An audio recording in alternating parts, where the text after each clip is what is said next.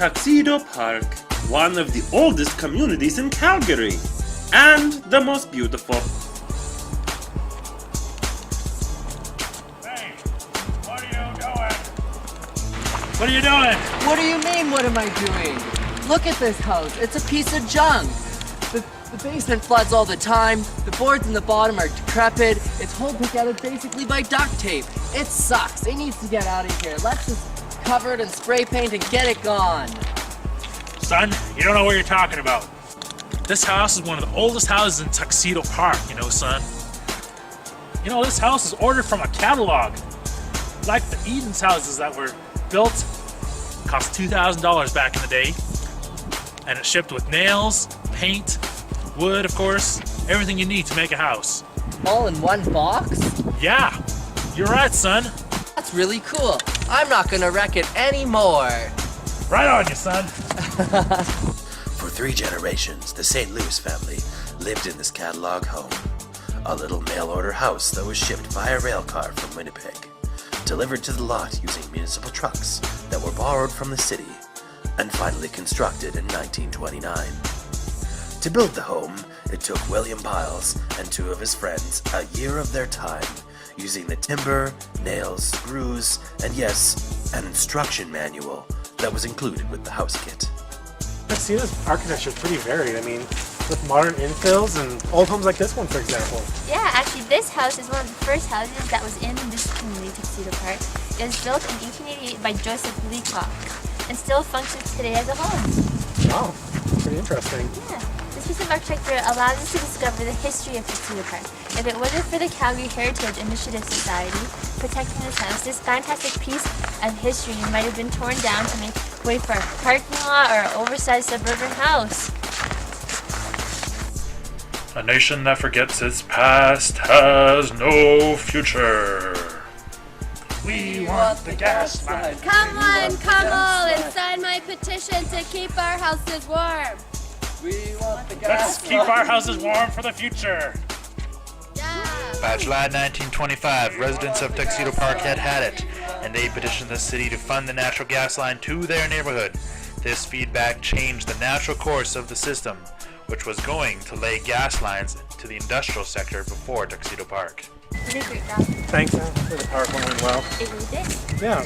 Winston Heights and Mountview is really cool. Yeah, Really actually, interesting. Tuxedo is actually one of the oldest communities here in Calgary. It was developed as a community in 1929. Really, that sounds like it became a system. Yeah, actually, what we are witnessing here is the initial state of the system, which is an interconnected set of elements that is coherently organized in a way that achieves something. Cool. Cool, eh? Yeah. Wow, Gramps, I'm so happy we have a school in our community. Me too, Jimmy Jr. Now that our community has a school, our neighborhood will flourish. Schools are an important system within the community that allow us to interact and grow together as a community. Today, Tuxedo Park has a number of schools, although Tuxedo Park Elementary School has since shut down. This is a perfect example of a system. A system is more than the sum of its parts. As we can observe, Tuxedo Park exhibits adaptive, dynamic, goal-seeking, self-preserving, and of course, evolutionary behavior.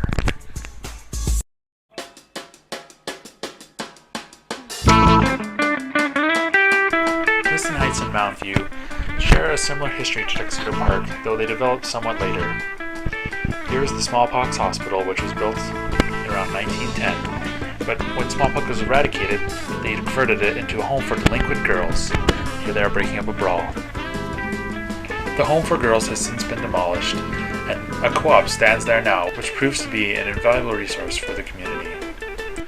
But development didn't really start to take off until the post-war era.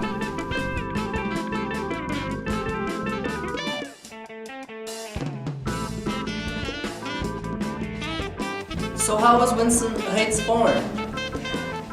Have you ever heard of the Veterans Land Act? No, what's that? Well, I'll tell you, Sonny.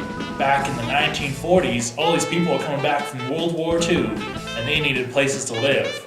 So the city of Calgary donated Winston Heights, which is about 70 acres, to the federal government for development under the Veterans Land Act. back then, that land, that 70 acres, was worth about $34,000. And what happened was the city agreed to develop the services out there. And I'll tell you a story about those services. What happened is they started doing these asbestos pipes. Asbestos pipes? That's right, Sonny, asbestos pipes. They thought it was good for us back then, but they kept breaking because of the cold. They were pretty light, and but they had to go back to steel pipes in 1955.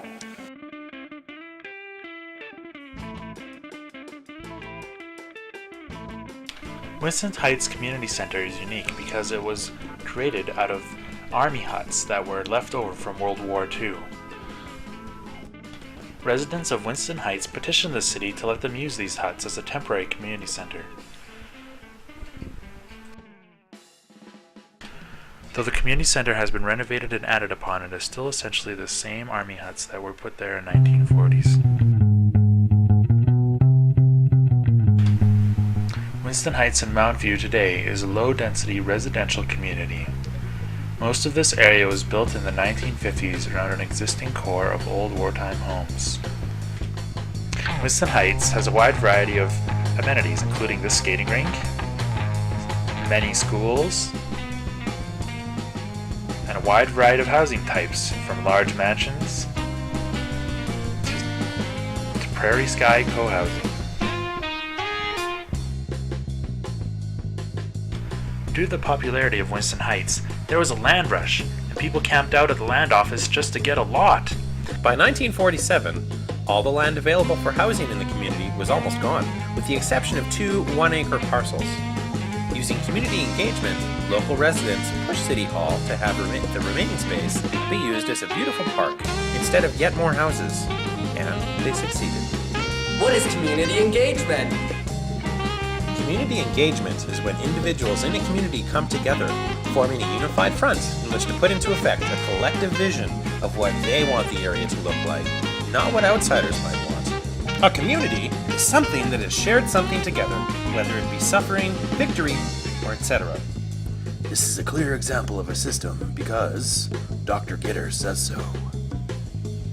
10 Principles of Good Neighborhood Design. A good neighborhood has a discernible center, for example, a public square or main street, bordered by civic buildings, shops, and/or residences. Good neighborhood design has a more or less discernible edge where it ends and another neighborhood or natural feature begins. Good neighborhood design is pedestrian friendly, accommodating cars as well as those who want to walk or need to walk. Good neighborhood design consists of a variety of dwelling types, for example, single-family homes, but also apartments above stores and coach houses, which together encourage a healthy economic diversity. Good neighborhood design has stores and offices located at and/or near its centers with enough variety of retail goods to meet weekly household needs. Good neighborhood design has an elementary school and parks, to which most young children can walk to. Good neighborhood design has small blocks with a network of through streets, as opposed to feeder roads and cul-de-sacs, generous sidewalks, and broad planter strips for trees. Good neighborhood design places its buildings close to the street to create a stronger sense of place. Good neighborhood design utilizes its streets for parking rather than building lots and garages visible from the street. Good neighborhood design reserves prominent sites for community monuments and civic buildings for education, religion, culture, sports, and government that front on public squares and terminate the ends of streets. Edmonton Trail, Streets of Success.